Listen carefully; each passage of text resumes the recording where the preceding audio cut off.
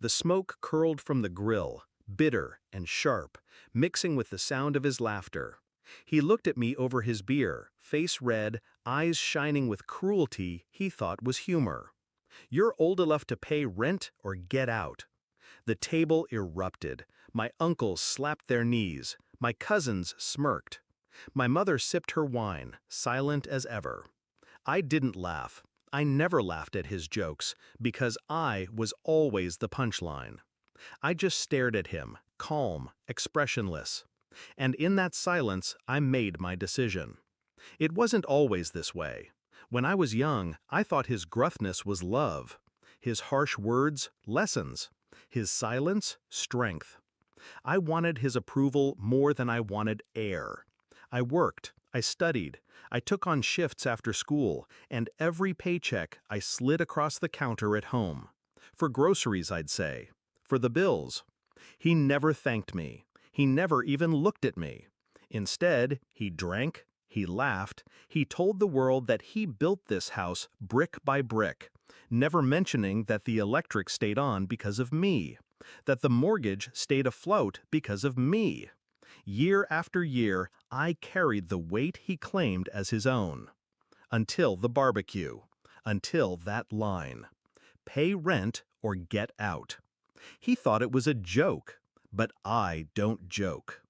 The next morning, before the sun rose, I packed. Quiet, efficient.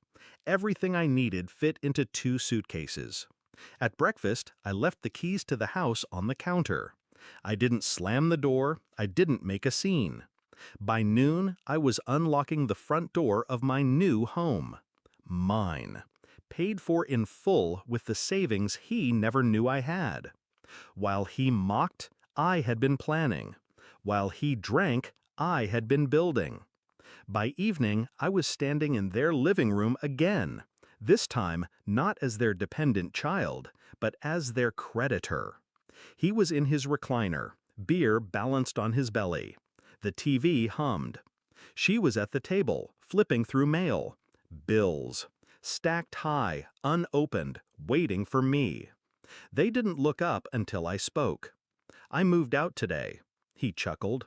"What, finally grew a backbone?" I set the folder on the table. Their utility accounts. Their mortgage balance. Every bill I had been paying for the past 6 years, in my name. "I'll be stopping all payments," I said. My voice was steady, cold. "Starting now." Their faces drained of color. You see, it wasn't just rent, it wasn't just groceries. I had put every account under my name to protect them when their credit collapsed. Water, gas, power, even the house, refinanced using my paycheck as collateral. Without me, they had nothing but overdue balances and a debt they couldn't climb out of. For years, they had mocked me while I shielded them. Now, with one decision, I stripped it all away. The silence that followed was heavy. My father's jaw tightened, but he said nothing. My mother's hands trembled as she shuffled the papers, realizing what they meant. "You can't just," she started. "I can," and I did. I leaned down, close enough for him to smell the freedom on my breath. "You wanted me to pay rent or get out. I paid. I got out. And now you can figure out how to keep the lights on without me." That night, I slept in my own house. The air smelled different, clean, untouched by resentment. My phone buzzed until dawn with missed calls. I ignored them all. In the weeks that followed, the cracks in their fortress widened.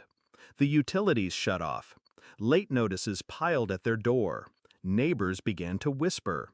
The same man who mocked me as weak was now begging for extensions, red-faced at the bank, humiliated at the corner store when his card was declined. I didn't need to see it to know. Word traveled fast. Do you know what revenge tastes like? It's not fire. It's not rage. It's silence.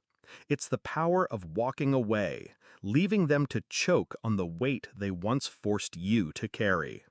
Months later, I drove past the old house. The grass was knee-high.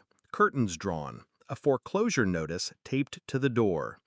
He sat on the porch, thinner now, a cigarette burning low between his fingers. He looked smaller, weaker, he looked breakable. For the first time in my life, I didn't want his approval. I didn't want his love. I wanted nothing. And nothing is the sharpest blade of all. At that barbecue, he thought he was cutting me down. Instead, he freed me. He thought his laughter was the last word. But the silence I left behind, that was the final blow. Because when I walked out, I didn't just leave the house. I left them powerless. And they'll never recover.